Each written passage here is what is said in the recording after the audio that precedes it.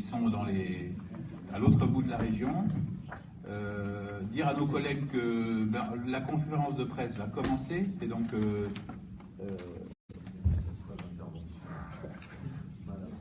s'ils veulent illustrer nos propos, il suffit qu'ils crient dans le micro, et puis comme ça on pourra illustrer. Et puis dire à la fois à la presse et à nos collègues qui interviennent de bien parler dans le micro, parce qu'on a aussi des journalistes qui sont en Facebook Live et qui écoutent la conférence de presse en décalé.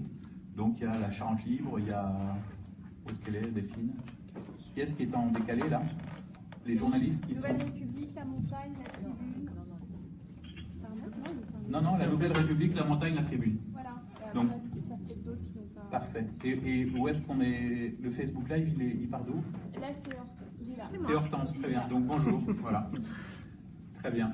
Donc on s'adapte à notre grande nouvelle région, et c'est aussi une volonté de montrer qu'il y a d'autres moyens que la réunion pour se voir et échanger. Et ça fait partie aussi de nos objectifs de faire de notre région une région 3.0. Voilà. Donc on fait avec les moyens du bord, mais c'est notre vœu le plus cher. Je passe la parole à notre présidente Virginie Calmels. Bonjour à tous. Alors, écoutez, on va faire un petit point qui est dans la droite ligne de ce que nous avons porté collectivement pendant la campagne des régionales. Ça aura le mérite de la cohérence, c'est que nous avons un certain nombre de valeurs qui nous animent, et c'est par rapport à ça que nous revenons sur ce que la région Nouvelle-Aquitaine réalise après 2 ans de cette nouvelle région et de la fusion de ces 3 régions. On a un certain nombre de sujets à évoquer avec vous ce matin. Le premier, qui est peut-être un peu plus d'ordre national, mais qui est directement corrélé à notre propre problématique régionale, c'est celui du financement par l'État des collectivités. Et notamment, vous le savez, le 22 septembre dernier, les grandes lignes du projet de loi de finances 2018 ont été présentées en Conseil des ministres. Et ça a été présenté au Conseil des ministres, et l'association des élus locaux avait eu, le 22 septembre, en avant-première, quelques éléments. On a bien compris que le gouvernement souhaitait conclure un pacte financier avec les collectivités locales, ce qui nous apparaît dans son principe plutôt une bonne chose, et notamment mettre en place un système de bonus-malus qui permettrait d'inciter les plus vertueux à continuer à réduire la dépense publique et de pénaliser les moins vertueux via les dotations de l'État. Notre problème par rapport à ça, il n'est pas tant sur le système, qui peut nous apparaître une fois encore vertueux dans un contexte où la France a besoin de réduire sa dépense publique et d'être plus efficace dans sa dépense publique. Mais notre problème, c'est que la région Nouvelle-Aquitaine apparaît plutôt comme un mauvais élève en la matière, et du coup risque de se retrouver dans une situation assez complexe.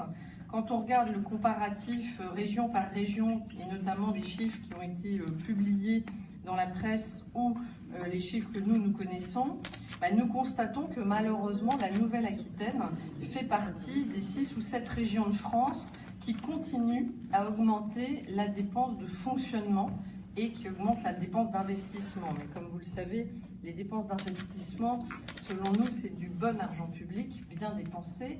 Les dépenses de fonctionnement, en revanche, qui continuent à déraper, c'est d'abord un ratage au niveau de la promesse de fusion des régions, puisque je vous rappelle que la loi NOTRe a été faite, entre autres, pour soi-disant faire des économies, et la fusion de ces 3 régions ne produit aucune économie en Nouvelle-Aquitaine. J'ai même été effarée de voir que la dépense de services généraux, c'est-à-dire ce qu'on ne peut pas qualifier de services publics à proprement parler, les services généraux, les fonctions support, communication, finance, RH, déplacements, frais généraux, eux sont encore en augmentation très forte quand on regarde la Nouvelle-Aquitaine par rapport à la moyenne des autres régions.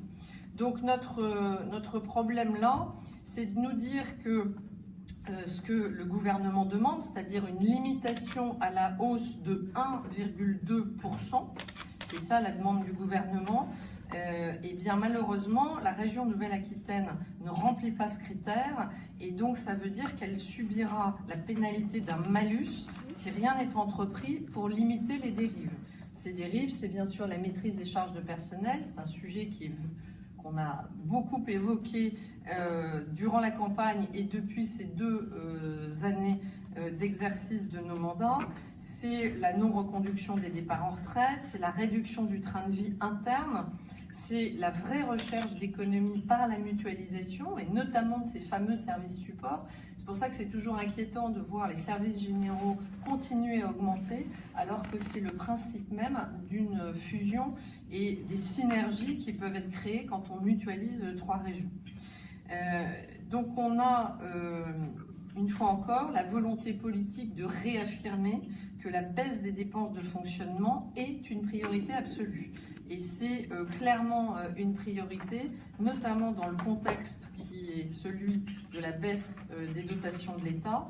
Et puis, c'est intéressant de voir qu'au fond, eh bien, on est très loin de nos petits camarades qui dirigent des régions comme PACA, Rhône-Alpes, Île-de-France, Grand Est, qui, ces régions-là, montrent une baisse de leurs dépenses de fonctionnement.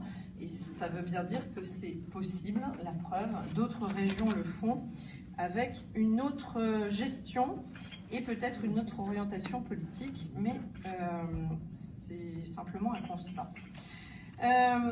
Le point sur la TVA, vous savez qu'il y a un élément de discussion avec une nouvelle ressource financière fiscale qui pourrait être intéressante, mais on veut rappeler ici que la région n'a aucun pouvoir décisionnel en la matière, ni sur le taux, ni sur l'assiette, et que c'est donc une ressource qu'elle ne pourra pas contrôler, ce qui pour nous est un point à souligner, car parfois on a lu que le gouvernement se flattait d'une nouvelle étape historique dans la décentralisation.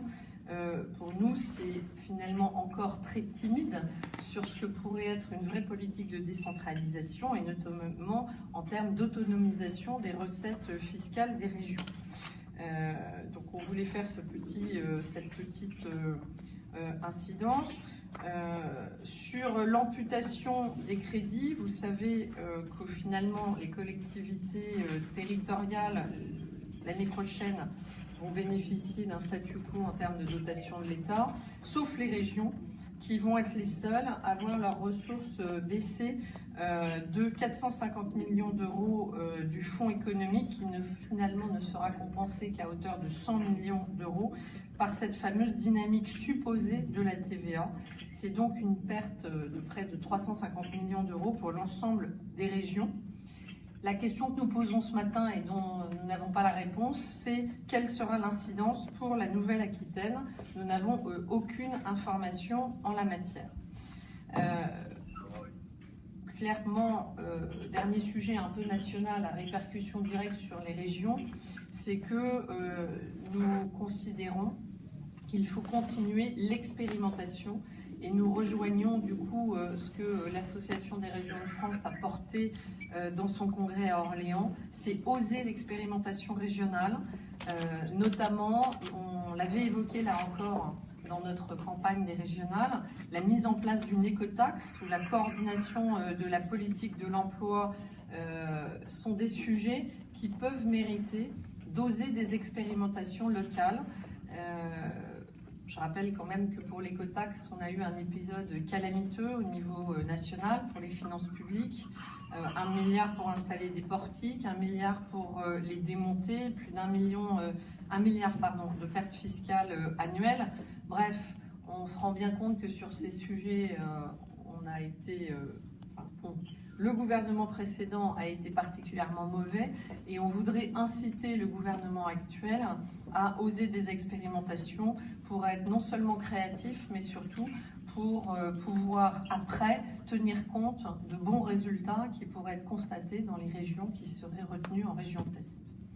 Si je reviens un peu plus au niveau régional, globalement, on a plusieurs sujets que nous avions déjà évoqués lors de la campagne et qui se confirment.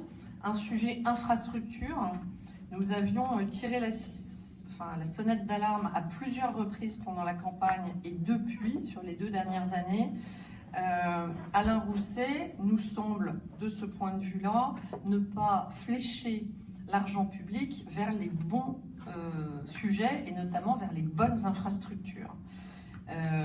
Vous savez que la décentralisation s'est accompagnée d'une amélioration notable du service rendu par le rail aux usagers et à peu près dans toutes les régions de France, sauf en Nouvelle-Aquitaine. Nous savons que, d'ailleurs, Alain Rousset va demander de l'argent au territoire pour accomplir cette compétence, alors qu'elle est 100% du domaine des prérogatives de la région. C'est donc un peu le monde à l'envers. En ce qui concerne l'emploi, notre vision, là aussi, n'est pas exactement celle du président de la région. Nous pensons, nous, et nous l'avons dit et répété, que c'est l'investissement dans les infrastructures qui permet réellement le vrai développement économique. Les routes, alors on sait qu'Alain Rousset n'aime pas en entendre parler, mais pour nous c'est un sujet majeur, les infrastructures routières, les trains régionaux, une fois encore, qui ne fonctionnent pas ou qui fonctionnent moins bien qu'ailleurs, les trains du quotidien, nous souhaitons le cadencement des TER et c'est un sujet que nous avions porté, je vous le rappelle, activement et qui continue à être d'actualité, le ferroutage et les trains de transport marchandises. Et puis bien sûr un sujet là encore qui avait porté toute notre attention et qui continue à être ô combien d'actualité, la fibre optique et le développement du très haut débit. Pour nous, le développement économique, il passe par là. Il passe moins par des aides directes aux entreprises qui certes peuvent se justifier, mais qui malheureusement ne peuvent pas concerner beaucoup d'acteurs économiques, alors que les infrastructures, qu'elles soient routières, ferroviaires ou en fibre, elles concernent la majorité et la totalité des habitants. C'est aussi un outil de désenclavement du territoire et dans cette grande région, 12 départements, là aussi on peut s'étonner de voir qu'alors que les services généraux augmentent, c'est finalement les budgets d'investissement, notamment à l'aménagement du territoire, qui diminuent de façon majeure comparée aux autres régions de France, c'est-à-dire qu'on dépense moins pour l'aménagement du territoire ici en Nouvelle-Aquitaine que dans le reste des régions. Je pense que c'est un sujet majeur qui va d'ailleurs avec ce problème des infrastructures. C'est que justement, en n'investissant pas massivement dans les infrastructures, et notamment routières ou ferroviaires, eh bien, parallèlement, ça prouve que la politique d'aménagement du territoire n'est pas optimisée et que nous avons encore trop de territoires en souffrance, alors que c'est le désenclavement, la mise en relation des bassins de vie et des bassins d'emploi, c'est la mise en relation des producteurs, des transformateurs et des consommateurs qui crée l'activité économique et qui aussi peut résoudre d'autres problèmes comme les problèmes de logement étudiant notamment.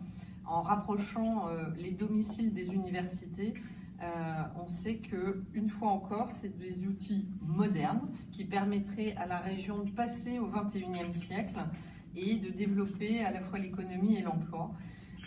Malheureusement, tout ça est un peu absent de la politique d'Alain Rousset et notamment ne pas parler d'infrastructure et de transport nuit au fait de parler d'emploi alors que ce sont des sujets qui sont directement connectés. Alors un petit rappel sur la RN 147, vous savez que c'est un sujet qui nous tient particulièrement à cœur. Pourquoi ? Parce que cette route est une des plus accidentogènes de France, qui avait eu des promesses en la matière. Il y a des inscriptions au CPER qui étaient là avant la fusion des régions, que ce soit en Poitou-Charentes ou en Limousin. Donc là, on va dire que ça déroge à la politique d'Alain Rousset parce que c'était écrit préalablement dans le CPER. Mais clairement, on sent bien que sur ce sujet, le président de la région est encore trop timide. La RN 147 étant un sujet majeur, la liaison nord-sud aussi, la rocade de Bordeaux, j'en parle même pas, vous connaissez notre position en la matière, on a perdu beaucoup de temps sur l'élargissement de la rocade, faute de financement de la région, c'est finalement la métropole et l'État qui se sont mis d'accord pour financer cet élargissement, mais vous constatez chaque jour, je pense, à quel point la thrombose et le retard pris dans cette infrastructure majeure est un problème. Il est important de rappeler également que ces sujets que je viens d'évoquer, la RN 147, la rocade de Bordeaux, le liaison nord-sud, n'est évidemment pas limitatif et que nous avons d'autres départements, et notamment les 5 départements aquitains, qui sont absolument exclus, puisque c'était la politique menée en Aquitaine, qui se poursuit avec la Nouvelle-Aquitaine, sont totalement exclus de tout financement par la région depuis de nombreuses années. Et ça nous semble un sujet de préoccupation majeur. Autre sujet important, le transport scolaire. On attend une harmonisation effective pour éviter les ruptures d'égalité de traitement sur les 12 départements. Vous savez que c'est à la charge des régions depuis le transfert de compétences, mais la région Nouvelle-Aquitaine n'a toujours pas harmonisé sa tarification sur l'ensemble du territoire. En ce qui concerne les transports ferroviaires TER, malheureusement, il est toujours à constater de nombreux dysfonctionnements. Je pense à la suppression des trains, à des retards, à la mauvaise information des usagers, à des voies ferrées qui sont encore trop vétustes, à un matériel en retard de renouvellement, etc., etc. Les exemples ne manquent pas dans cette grande région. La voie Libourne-Bergerac ou bien Angoulême-Limoges sont 2 exemples de voies qui sont carrément en péril. On sait que l'ensemble du réseau régional est très dégradé et il est évalué à près de 50% de ce réseau considéré comme étant en état d'urgence selon un rapport de la SNCF. En gros, c'est plus d'1 milliard d'euros, entre 1,1 et 1,3 milliard d'euros selon les sources que nous avons, qui devraient être inscrits en investissement d'ici 2030 pour ces TER. Donc on demande une fois encore au président de région d'intervenir sur la rénovation des lignes régionales et notamment de ces lignes qui sont menacées de fermeture ou qui sont en état très vétuste. Limoges-Angoulême, Bergerac-Libourne, mais on peut citer également Poitiers-Limoges ou Bordeaux-Agen, etc., etc. Un petit zoom peut-être tout particulier sur le Limousin, parce que de nombreuses priorités sont exprimées. Et comme je viens de le dire, ces infrastructures, c'est d'abord et avant tout des outils de désenclavement des territoires et d'aménagement des territoires. La modernisation de la ligne POLT, l'électrification de la ligne Limoges-Poitiers en état de vétusté, le réemploi d'une partie des rames de TGV Océane sur le POLT, etc.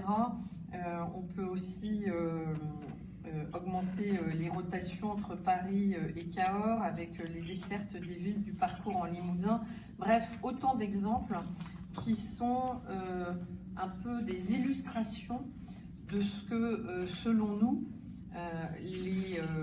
l'argent public, que ce soit en investissement ou en fonctionnement, n'est pas fléché sur les priorités. Et vous le savez, c'est pas faute de l'avoir dit et répété, mais ça nous tient particulièrement à cœur parce que c'est tellement concret que nous ne pouvons que, une fois encore, tirer la sonnette d'alarme sur l'investissement qui est fait dans le projet de ligne Pau-Canfranc. Quand on, a fortiori, je dirais, quand on a enfin accès aux études qui ne nous avaient pas été fournies jusqu'à présent. Vous savez que le président Rousset avait toujours refusé de communiquer librement les résultats de l'étude Rail Concept. Cette étude avait pourtant été demandée par l'association CROC contre la réouverture d'Oloron-Canfranc. Elle avait été également demandée par les élus d'opposition à la région. Et malheureusement, nous n'avons pas pu avoir accès à ces études, si ce n'est que la commission d'accès aux documents administratifs et le tribunal administratif de Bordeaux, qui ont été saisis par la CROC, ont enfin eu gain de cause, même si la région avait souhaité déposer un recours devant le Conseil d'État, elle s'était finalement désistée le 25 septembre, c'est-à-dire 3 jours avant l'audience. Donc on a eu enfin accès à la communication de ces informations et les conclusions sont pour le moins inquiétantes et corroborent en fait les inquiétudes que nous avions soulignées. C'est que cette étude ne valide absolument pas cette volonté récurrente de la région de réouvrir cette ligne pour des raisons économiques. On sent bien dans cette étude que de nombreuses conditions devraient être remplies, dont surtout la mise en service thermique seulement. Est évoqué également un PPP, un partenariat public-privé, pour qu'éventuellement, et c'est seulement à ces conditions-là, qu'un bilan socio-économique pourrait devenir favorable. Donc, on en déduit que nous en sommes très loin, puisque ces conditions qui pourraient éventuellement rendre ce projet économiquement favorable ne sont évidemment pas aujourd'hui mises en œuvre. Et donc, nous nous opposons depuis de nombreuses années à ce qu'autant d'argent public ait pu être fléché sur cette seule et unique ligne Pau-Canfranc, alors que nous voyons bien que dans le même temps, c'est plus d'1 milliard d'euros qu'il faut mobiliser sur la mise aux normes et en bon fonctionnement de nos trains, et notamment TER ou trains régionaux. Donc, un sujet qui n'est pas nouveau, un sujet qui a été déjà sujet à beaucoup de débats dans cette enceinte par les élus régionaux de la précédente mandature d'opposition, et un sujet qui avait beaucoup animé notre campagne et qui nous occupe aussi depuis les 2 dernières années. Et j'avoue qu'en la matière, je regrette pour les citoyens et pour la bonne gestion de la dépense publique que nous n'ayons eu que raison. Voilà. Et je ne comprends toujours pas, à titre personnel, l'entêtement d'Alain Rousset sur cette question. Il en a fait une question quasi personnelle. Et j'avoue que je ne comprends pas très bien quand on regarde les études, quand on regarde les chiffres, quand on regarde les bilans socio-économiques, quand on regarde les perspectives, on a tous, je ne suis pas la seule, on a tous du mal à comprendre l'obstination, je dirais, en la matière du président de la région. Un petit point aussi sur la politique de la formation professionnelle et de l'emploi. Vous savez que c'est une des prérogatives majeures de la région. Alors là, pour le coup, la région Nouvelle-Aquitaine est plutôt championne de la dépense en la matière. On voit qu'on dépense, on est la région qui dépense le plus en investissement, en formation professionnelle et en apprentissage. Et on est une des régions qui dépense le plus, la 3e en France, en termes de fonctionnement dans ce domaine. Alors, on pourrait se dire que c'est de la bonne dépense publique et que tout ça nous permettrait d'avoir de bons résultats en matière d'emploi. Le problème, c'est que ce n'est pas tout à fait le cas.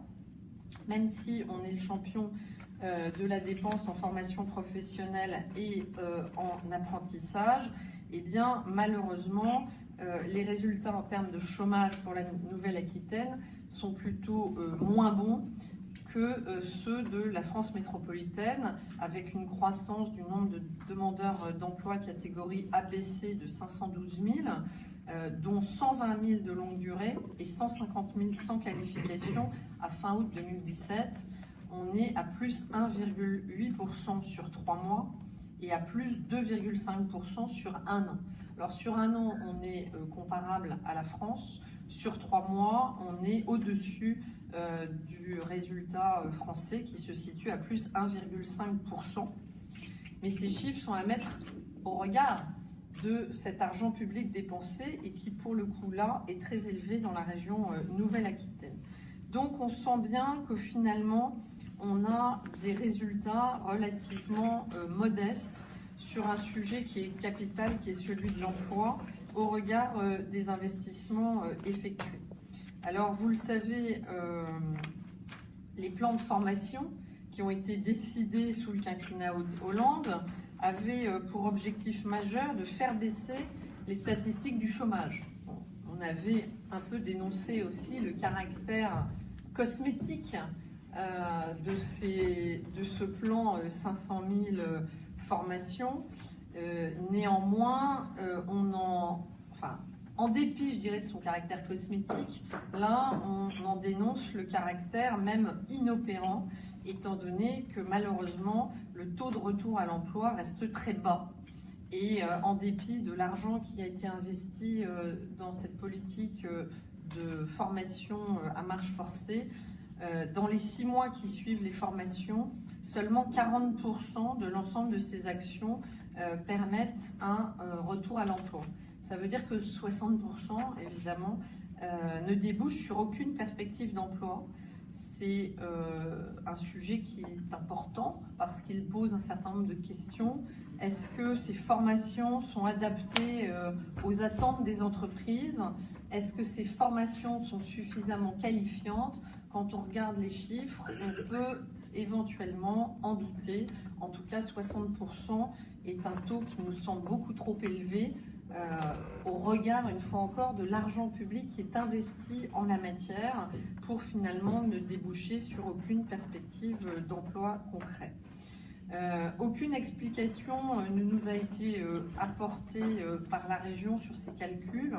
Je pense qu'une évaluation de ces formations et qu'un bilan précis de ces retombées est indispensable, et c'est ce que notre groupe demande au président pour avoir une totale transparence sur ces résultats en termes de retour à l'emploi pérenne pour tous les parcours qui ont été financés à grand renfort d'argent public régional. Peut-être pour terminer, un petit point sur l'affaire Poitou-Charentes. Je pense, Olivier, qu'en tant que président de la Commission des finances, tu peux peut-être nous faire un petit point d'avancement sur ce dossier qui nous occupe, comme vous le savez, depuis 2 ans, depuis que nous avons eu la transparence sur un certain nombre de chiffres très alarmants relatifs à la gestion passée de Poitou-Charentes. Je rappelle une fois encore qu'un certain nombre d'élus régionaux qui sont encore aujourd'hui élus, mais qui siégeaient dans la précédente mandature, et notamment en Poitou-Charentes, avaient particulièrement alerté et tiré la sonnette d'alarme sur ces sujets, et malheureusement n'avaient pas été entendus. Pour qu'en France, c'est à peu près la même chose, et c'est un peu dommage de se rendre compte qu'à l'heure où fleurissent les adjectifs de constructif qu'on entend maintenant sur toutes les radios et les télés, eh bien, on n'est pas pris en considération ce qu'était effectivement l'action de ces élus de l'opposition, c'est d'être constructif, et c'est ce que nous nous efforçons de faire tous les jours, tous, en votant, ce qui est, selon nous, des bonnes décisions de l'exécutif régional. Et vous le remarquerez, il y a un grand nombre de délibérations qui sont votées par le groupe d'opposition régulièrement, quand on considère que ça va dans le bon sens, et on n'a pas attendu que certains s'autoprogramment constructifs pour être des élus de terrain constructifs qui votons ce qui va dans la bonne direction, et ce depuis des années. Mais on est également là pour tirer les sonnettes d'alarme quand on pense que l'argent public est mal employé. Et une fois encore, dans le cas Poitou-Charentes, je crois qu'on a vraiment un cas d'école de ce que si les pouvoirs publics dans son ensemble, les médias aussi peut-être, les citoyens également, se soient peut-être davantage saisis des observations que pouvaient émettre les conseillers régionaux d'opposition, qui là encore ne faisait pas de l'opposition bête et méchante ou de la politique politicienne, mais alertait simplement sur une réalité factuelle, c'est que l'argent public était mal dépensé par Madame Royal et ceux qui l'accompagnaient. Je cède tout de suite la parole. Ah oui. Merci Virginie. Pour répondre à sa demande, juste un petit rappel de l'histoire précédente, puisque nous avons mené effectivement suite un certain nombre de constats que nous avions faits dans la précédente mandature, mais qui ont été largement étayés par le président de l'exécutif régional, auquel nous donnons acte d'avoir fait le job pour mettre de la transparence dans les comptes de Poitou-Charentes. Et c'est vrai que la commission des finances, je crois, on peut impulsée par l'opposition tout entière et les anciens conseillers régionaux de Poitou-Charentes, dont beaucoup sont ici autour de la table, eh bien, avons demandé des audits qui ont amené à constater et objectiver l'ensemble des dérives financières, budgétaires de l'ex-région Poitou-Charentes, présidée par d'abord et largement par Ségolène Royal, puis par Jean-François Macaire. Un coût de plus de 200 millions d'euros au total, si on additionne les 130 millions d'impayés, les 50 millions d'euros d'emprunts toxiques et quelques diverses dépenses d'investissement hasardeuses, notamment en matière de filière écomobilité, avec notamment le fiasco de l'AMIA. On est à peu près à cette échelle de grandeur. Donc, la Commission des finances a beaucoup investi, beaucoup passé de temps pour suivre ces audits avec l'exécutif, encore une fois. Et nous arrivons aujourd'hui, nous étions arrivés à la conclusion qu'il fallait effectivement que l'affaire n'en reste pas là et que nous puissions mener que la justice puisse se saisir de cette affaire et que le politique cède sa place à la justice compte tenu de la gravité que nous considérions des faits. Virginie Calmels et Damécourt ont piloté ces recours. Nous n'avons malheureusement pas eu gain de cause, nous le regrettons fortement auprès du président de l'exécutif, Alain Rousset, qui n'a pas souhaité répondre à notre invitation, que la région, en tant que collectivité, personnalité morale, qui a subi des préjudices, porte l'affaire devant la justice. Nous l'avons ensuite demandé au tribunal administratif si nous pouvions, en tant que conseillers régionaux, représenter la région.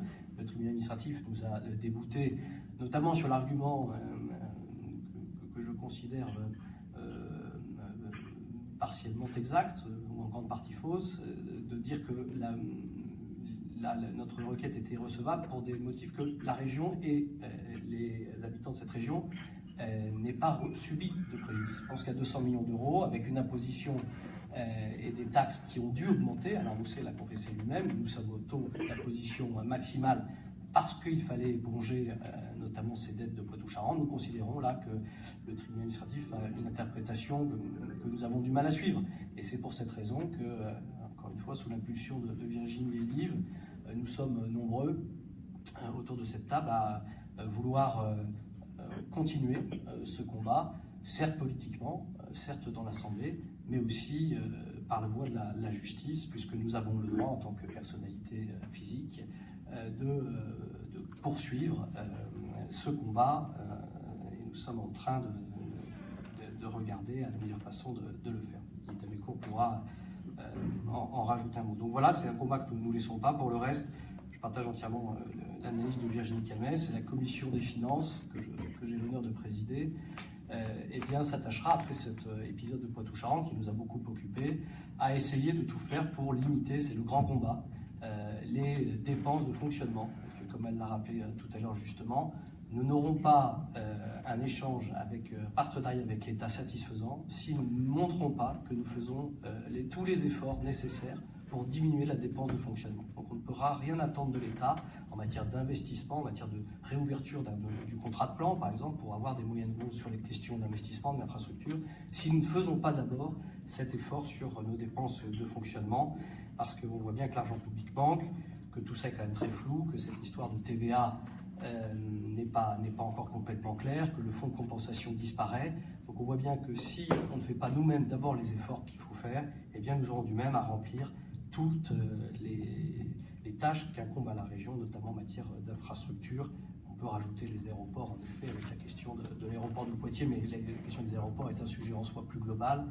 On ne peut pas analyser Poitiers indépendamment des autres, même si c'est un sujet, tout à l'heure, un de nos collègues le rappelait dans la réunion précédente, c'est un sujet important auquel nous aurons à faire, auquel nous devrons apporter nous-mêmes des solutions et des réponses pour être, là encore, dans un état d'esprit d'avancer de proposition. Yves, tu veux ajouter un mot? Oui, je voudrais ajouter deux petites choses. Sur la réduction des dépenses de fonctionnement, on a fait des propositions très concrètes à Alain Rousset pour profiter en fait de cette fusion, qui est de regarder un petit peu ce qui se passait dans les trois anciennes régions. Dans les trois anciennes régions, on a un nombre d'agents rapporté au nombre d'habitants qui est différent. On a 2 agents pour 1000 habitants en Limousin, on a 1,5 agents pour 1000 habitants en Poitou-Charentes et 1 agent pour 1000 habitants en Aquitaine. Et donc nous, on proposait simplement qu'on se donne un objectif avec des groupes de travail pour voir comment est-ce que l'organisation de l'Aquitaine pouvait être appliquée à Limousin et Poitou-Charentes avec un objectif qui est d'arriver vers 1,1, 1,2 agents pour 1000 habitants dans la nouvelle région. Et donc avec ce travail-là, sur 5 années, on arrive à se donner des objectifs par service, simplement profiter des savoir-faire des uns et des autres, prendre le meilleur dans chacune des anciennes régions.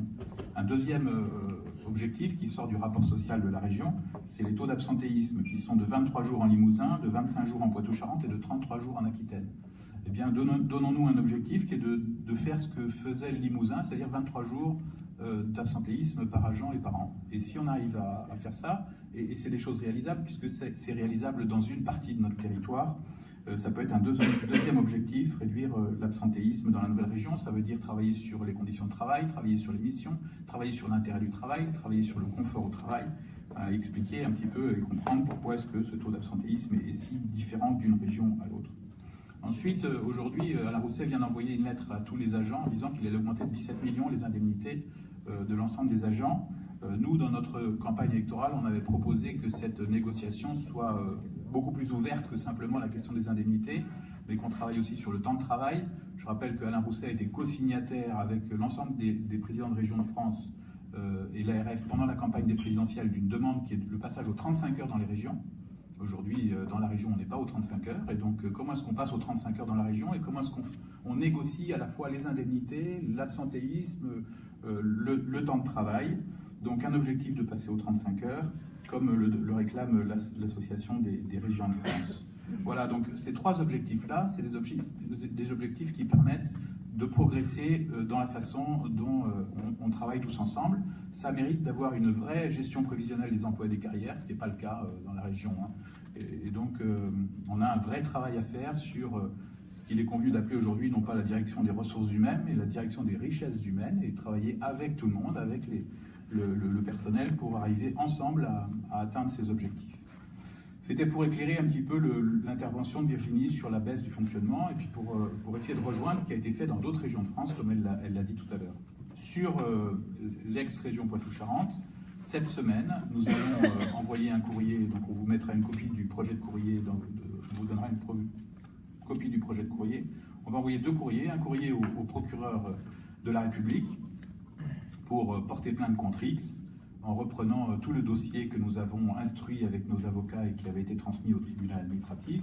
Le tribunal administratif cet été nous a dit qu'on ne pouvait pas agir au nom de la région, mais on peut toujours quand même agir en tant que citoyen, en tant qu'élu, en tant que conseiller régionaux. Et donc on va remettre ce courrier au procureur de la République avec une plainte contre X. Et ce qui n'a pas été fait jusqu'ici par personne, nous allons remettre aussi un courrier au parquet national financier pour une partie de l'affaire. Souvenez-vous, dans ce dossier, il y a une zone d'ombre sur la consultation des établissements financiers, sur les prêts qui ont été consentis à l'ex-région Poitou-Charentes. Il y a aussi une demande formelle de la Chambre régionale des comptes qui a été faite auprès des services de l'ex-région Poitou-Charentes pour avoir les documents comme quoi les banques avaient été mis en concurrence. Et on a prétexté qu'à l'occasion du déménagement et de la fusion, on avait perdu les documents.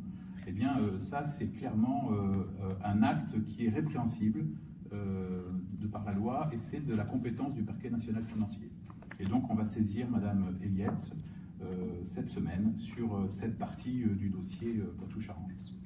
Voilà. Donc si vous voulez poser des questions à l'un ou l'autre d'entre nous, voire même à des collègues de la grande région qui sont ici présents, vos questions sont les bienvenues.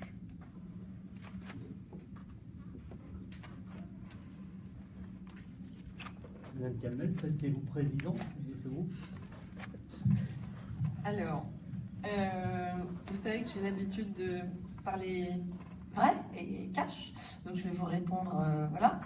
Là, parce que d'ailleurs j'ai informé mes collègues, parce que je pense que c'était bien d'anticiper, il est probable que je quitte la présidence de ce groupe pour plusieurs raisons. La première, c'est que quand je fais quelque chose, j'aime bien le faire à fond. on ne se connaît pas depuis longtemps, mais voilà, quand on m'a confié la tête de liste à la région, j'ai fait campagne avec tous mes collègues assez activement. Pour moi, être présidente du groupe, c'est une vraie mission. Et encore faut-il pouvoir réellement l'honorer. Et j'ai plusieurs sujets par rapport à ça. Le premier, c'est que par exemple, ne serait-ce qu'aujourd'hui, la commission permanente, elle se tient en même temps que le conseil municipal de Bordeaux. Et ce n'est pas un exemple isolé, malheureusement, c'est relativement fréquent. Voilà, c'est même étonnamment fréquent, puisque ça, c'est un point sur lequel j'avais alerté le président Rousset en essayant de veiller à ce que le calendrier, en plus il est fixé longtemps à l'avance, puisse tenir compte de ces problématiques-là, étant donné que je ne suis évidemment pas dans ce seul cas. Il y a un grand nombre d'élus de Bordeaux et puis plus largement d'élus régionaux qui sont élus dans d'autres collectivités. La non prise en compte de ce télescopage d'agenda et le fait que, comme vous le savez, je n'ai pas le don d'ubiquité, m'interdit un certain nombre de fois de pouvoir siéger dans cette instance, privilégiant les instances dans lesquelles j'ai un mandat exécutif, c'est-à-dire première adjointe au maire de Bordeaux ou vice-présidente de Bordeaux Métropole, et considérant que le fait d'être dans l'opposition à la région passe de fait mécaniquement au deuxième plan par rapport à mes engagements à la métropole comme à la ville. Et de fait, c'est compliqué de présider un groupe sur des réunions où vous n'êtes pas systématiquement présent pour les raisons que je viens d'évoquer. Par ailleurs, il est possible que je me retrouve dans les instances du Parti Les Républicains à l'issue de l'élection qui se tiendra les 10 et 17 décembre prochains, et que mécaniquement, ça va là aussi me demander une répartition de mon temps entre évidemment mes mandats locaux et bordelais et mon implication nationale au niveau du Parti Les Républicains. Et du coup, j'ai évoqué cette possibilité sans trop savoir encore aujourd'hui exactement ce qu'il en sera en termes de temps, parce que je vous avoue que je découvre, vous le savez, j'ai fait cette campagne des régionales sans être encartée. Je suis membre des Républicains depuis un temps court et je connais mal le fonctionnement des instances d'un parti comme celui-là. Mais j'imagine aisément que quoi qu'il en soit, ça va me prendre un peu de temps. Et comme déjà mes journées sont très très remplies, il est probable que je doive dégager un peu de temps pour cette nouvelle fonction. Donc voilà les raisons principales qui font que plutôt en amont de ce qui pourrait du coup arriver en décembre ou janvier prochain, je souhaitais vis-à-vis de mes collègues expliquer cette éventualité afin de susciter éventuellement des candidatures et des vocations. Vous le savez, j'avais désigné Yves Damécourt premier vice-président du groupe d'opposition, justement pour les raisons que je viens d'évoquer, c'est qu'il y a eu un certain nombre de réunions à laquelle je n'ai pas pu être présente, étant au conseil municipal de Bordeaux notamment. Yves a déjà assumé cette fonction. Olivier, président de la commission des finances. On pense qu'on a une bonne répartition des rôles entre les uns et les autres. Maintenant, l'objectif était éventuellement de susciter des candidatures à la présidence du groupe pour que tout ça s'effectue de la façon la plus démocratique possible, c'est-à-dire avec un vote qui aura lieu au moment où on considérera qu'effectivement je quitte cette présidence de groupe. J'ai aussi à me concerter avec mes camarades de l'UDI et du MoDem, puisque nous avons fait, CPNT étant dignement représenté par Eddy, mais comme ça ne vous a pas échappé, il siège avec nous dans ce groupe-là, c'est pour ça que je ne mets pas CPNT à part, mais mes collègues du MoDem et de l'UDI, parce que nous avons fait campagne ensemble. Je suis attachée à ce que l'unité de cette équipe, c'est comme ça que je l'appellerai, on a fait équipe pendant toute une campagne.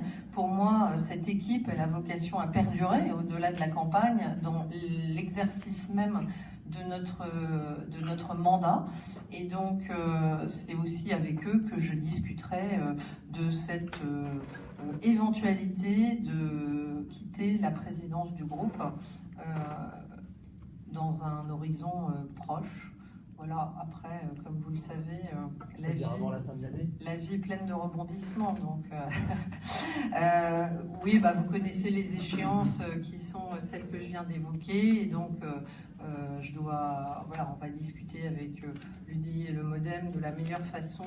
Une fois encore, moi, je suis très attachée à ce que l'unité persiste. Je pense qu'elle a du sens. On n'est pas sur de la politique nationale, là, on est sur de la politique locale. Quand il s'agit d'ailleurs de définir un projet pour la région, on n'a eu aucune difficulté à se mettre d'accord avec les centristes, parce que, comme vous le voyez, sur un grand nombre de sujets, on est sur du pragmatisme, des choses très concrètes. On parle infrastructure, on parle dépenses publiques, on parle meilleure gestion des investissements, on parle vision des TER et des réseaux ferroviaires. Donc, je pense qu'on est capable, au niveau régional, de dépasser des clivages qui sont plus exacerbés, je vais le dire comme ça, au niveau national. Et c'est pour ça que, voilà, dans les semaines à venir, j'aurai ces échanges avec les uns et les autres pour décider probablement à la fin de l'année de cette passation de pouvoir à la présidence du groupe. En revanche, pour l'instant, je n'entends pas quitter mon mandat d'élu régional. Pourquoi ? Parce que c'est une cohérence par rapport aux délégations qui sont les miennes, en tant que première adjointe au maire en charge de l'économie, de l'emploi et de la croissance durable, et en tant que vice-présidente de Bordeaux Métropole en charge des sites majeurs d'attractivité, ça s'appelle comme ça, mais derrière ça veut dire aussi économie et emploi, et donc on va le dire en cohérence totale avec les actions qu'on peut mener au niveau régional. Et le fait d'avoir ces différentes casquettes me permet d'avoir une vision, je pense, à la fois cohérente et assez globale de la politique économique et en matière d'emploi menée sur ces territoires. Il y aura donc un vote pour désigner le futur président du groupe. Oui, je pense que c'est normal, c'est comme ça que ça fonctionne dans toute instance démocratique. Il y aura peut-être qu'un candidat, alors le vote sera peut-être encore plus simple, mais je crois que nous y aspirons collectivement, étant donné que c'est d'ailleurs comme ça que ça s'est toujours passé. C'est mes collègues qui m'avaient assuré de leur confiance pour présider le groupe et l'intergroupe. De la même façon, je pense qu'il est important de renouveler par voie démocratique, c'est-à-dire par un vote entre nous, le nouveau président de groupe. Je reviens au dossier que vous aviez évoqué, notamment le transport ferroviaire. Il y a un mot qu'on n'a pas entendu dans votre bouche, c'est LGV, qui a pourtant été utilisé avec ardeur par le président Rousset il y a quelques jours. Comment vous positionnez sur le dossier, sur cette... Est-ce que ça relève de la même... Au risque de paraître têtu, mais on va dire obstiné, moi je préférerais cohérente, ma position n'a pas varié par rapport à celle que j'ai pu tenir lors de la campagne des régionales, en rappelant que la DUP était fragile et avait été obtenue dans un contexte qui n'avait échappé à personne, qui était un calendrier particulièrement concomitant, on va le dire comme ça, à la campagne des régionales. Vous le savez, cette déclaration d'utilité publique que nous avions clairement considérée comme menacée a finalement été cassée. Et aujourd'hui, nous gardons notre approche qui était de dire qu'il y avait des problèmes environnementaux et des problèmes financiers qui n'étaient pas résolus. C'est factuel. Et à ma connaissance aujourd'hui, ils ne sont toujours pas résolus. Le précédent gouvernement avait nommé alors pardon si je me trompe un peu, mais je crois que c'était un groupe de travail ou une commission ad hoc, je ne me rappelle plus exactement son libellé, mais pour justement faire des propositions en matière de financement. Ça n'a pas abouti et le nouveau gouvernement est saisi à peu près de la même mission. Voilà, dans un contexte qui n'a pas beaucoup changé. Est-ce que c'est pas le Oloron-Canfranc numéro 2 ? La différence, c'est qu'aujourd'hui, personne n'a donné contre des avis divers et variés d'ordre en la matière. Oloron-Canfranc s'est engagé, ça veut dire que l'argent public a été dépensé, indépendamment d'ailleurs des résultats d'un certain nombre d'études économiques, et non seulement ça a été dépensé, mais il y a eu un tronçon qui a même été inauguré. Donc on n'y est pas, hein. Voilà. On n'est pas dans la même configuration. Et vous parliez d'entêtement tout à l'heure, est-ce qu'il n'y a pas un peu d'entêtement sur ce dossier de la part de la présidence actuelle ? Bon, mais je me suis exprimée, je vous parlerai de ma propre cohérence en la matière et je pense que, alors, ça n'a échappé à personne que sur ce dossier, parfois les positions ne sont pas totalement les mêmes, notamment territoire par territoire, hein. Vous voyez, selon, et la région est grande, donc selon la localisation géographique d'un certain nombre des élus que je représente aussi dans cette instance, on n'a pas toujours exactement la même position. Donc j'en reviens à la position qui avait été notre position majoritaire, qui n'est pas forcément une position d'unanimité, qui était celle qui me semblait être simplement guidée par le bon sens et le pragmatisme, en disant qu'à date, ces problèmes-là n'avaient pas été résolus. Et aujourd'hui, je peux redire exactement la même chose, en dépit du temps qui s'est écoulé et en dépit de la mission qui avait été diligentée par le précédent ministre des Transports. À date, ces problèmes ne sont, à ma connaissance, toujours pas résolus. Sur ce sujet, Alain Rousset est un peu corrézien. Il applique la maxime d'Henri Queuille qui dit que il n'y a pas de problème qu'une absence de solution ne finisse par résoudre. Et nous, notre priorité, on l'a dit tout à l'heure, c'est les TER, 1,3 milliard d'euros. Déjà sur ce sujet-là, Renaud Lagrave, qui est le vice-président au transport, dit qu'il va avoir du mal à les trouver. Et donc 1,3 milliard d'euros. Ensuite, la fibre optique, ça c'est 3 milliards sur la région. Et puis ensuite, il faut trouver 10 milliards pour GPSO, 10 milliards. Donc le jour où Alain Rousset dit j'ai trouvé 10 milliards, on pourra débattre de GPSO. Mais débattre d'un projet qui n'est pas financé, ça quand même, c'est vraiment mettre la charrue avant les bœufs. Juste un complément. Face à l'attaque au Oloron-Canfranc numéro 2, sur ce projet-là, on est 2-3 arguments qu'il ne faut pas oublier. Un, le but de la GPSO vise à libérer les lignes actuelles pour le transport fret. Pau-Canfranc, on ne sait pas très bien quelle est la réalité économique du transport derrière. Deuxième élément, c'est dans un schéma européen, puisque sa vocation nous relie à terme à l'Espagne. Et donc la vraie difficulté, c'est celle que vient d'évoquer Virginie et Yves, c'est le financement des infrastructures lourdes au niveau national suite à l'abandon dans l'écotaxe par le gouvernement précédent. Donc c'est un enjeu qui nous dépasse. Mais sur le modèle économique de GPSO et l'intérêt structurant de l'infrastructure, je crois qu'il y a des questions environnementales, il y a des questions de financement. Notre groupe a toujours été favorable à l'idée que Bordeaux ne soit pas la fin d'une infrastructure, mais au cœur d'un réseau international, notamment en lien avec le Portugal et l'Espagne. Oui, merci Arnaud de cette précision. C'est que je ne l'ai pas dit parce que je pensais que ça allait de soi, mais c'est vrai qu'on a toujours eu, par rapport à d'autres, hein, évidemment, on n'a pas d'hostilité affichée spécifique par rapport à la ligne à grande vitesse. Hein, et au contraire, on se félicite d'avoir pu obtenir, et ça a été long, Tours-Bordeaux. Donc c'est pas une hostilité idéologique, c'est plutôt une approche pragmatique sur ces problèmes environnementaux et financiers. Tours Bordeaux, c'est un succès, c'est plus 75% de fréquentation, c'est plus 11% sur les lignes de rabattement, les TER.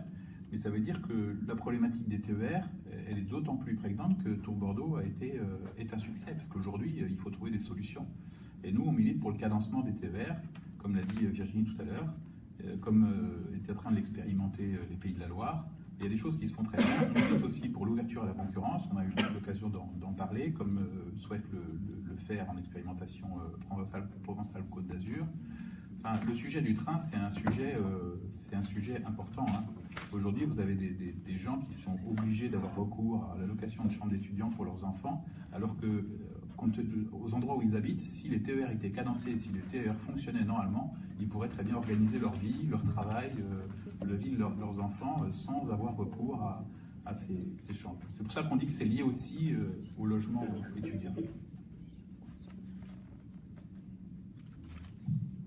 Alors, pardon, je prends une question qui a été émise par Facebook, c'est ça, du Populaire du Centre, d'Olivier Chaperon, sur la position de notre groupe sur le désenclavement de l'ex-Limousin.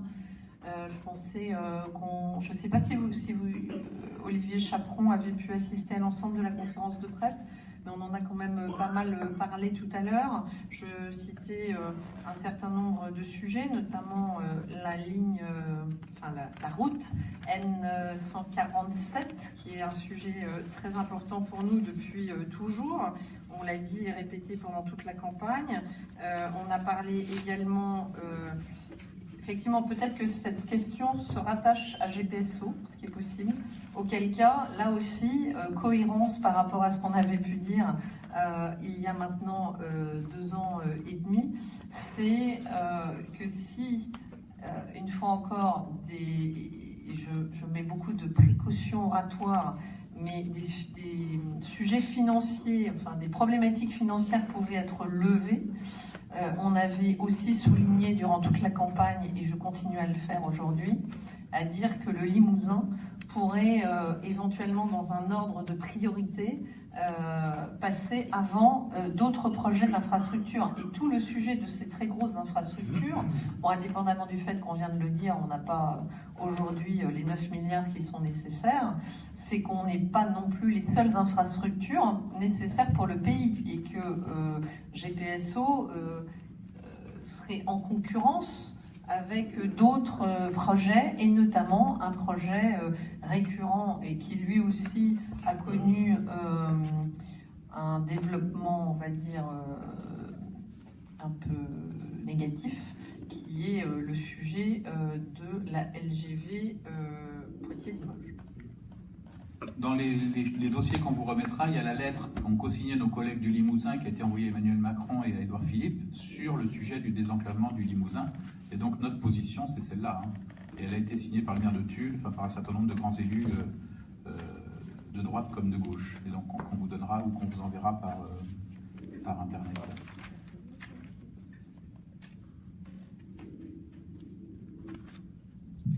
Pas d'autres questions? Eh bien, merci à tous. À bientôt. Merci beaucoup.